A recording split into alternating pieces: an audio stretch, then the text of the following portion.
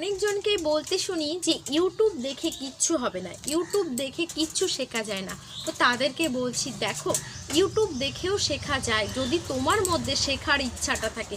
তুমি শুয়ে শুয়ে একটা ভিডিও দেখলে, একটা পড়ার বিষয়ে ভিডিও দেখলে, বা কোনো টিচার যদি একটা নোট লেখাচ্ছে, যেমন কারেন্ট অ্যাফেয়ার্সটা কিন্তু আমরা ইউটিউব দেখে শিখি। আমরাও কিন্তু প্রতিনিয়ত যখন কিছু একটা পারি না ইউটিউবে সার্চ করি, সেখানে অভিজ্ঞ টিচাররা নানান ভিডিও আপলোড করে থাকে, আমরা কিন্তু সেখান থেকে কালেক্ট করে নিই। আর সত্যি ইউটিউবে কোনো, এটা সোশ্যাল মিডিয়া, এখানে কেউ ভুল ভাল ইনফরমেশান দেয় না।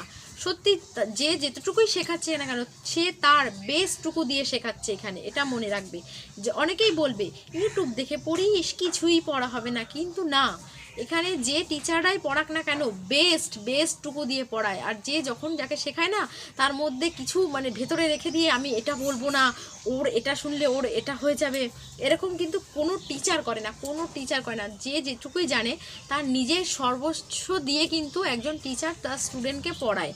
হ্যাঁ, যে সে যতটুকু জানে, মানে এইভাবেই কিন্তু টিচাররা তাদের নিজেদের সর্বস্ব দিয়ে পড়ায়। সে ইউটিউব হোক আর অফলাইন অনলাইন যেখানেই হোক, কোনো টিচার কিন্তু নিজের মধ্যে একটু কৃপণতা করে না শিক্ষার বিষয়ে, আমি যতটুকু জানি আর কি। তো ইউটিউব দেখে কিছু হবে না, ভিডিও দেখে কিছু হবে না, একদমই না। তোমরা যখন যার কাছেই পড়ো না কেন, সে যখন একটা কথা বলছে বা স্ক্রিনে কোনো কোশ্চেন দেখাচ্ছে, সেটা নোট করে লিখে নাও।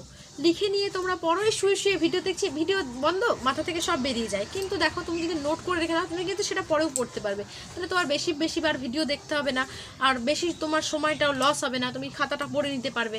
বুঝেছো? পড়াশোনার বিষয়ে ভিডিও কিন্তু আমার এই চ্যানেলে থাকবে। নমস্কার।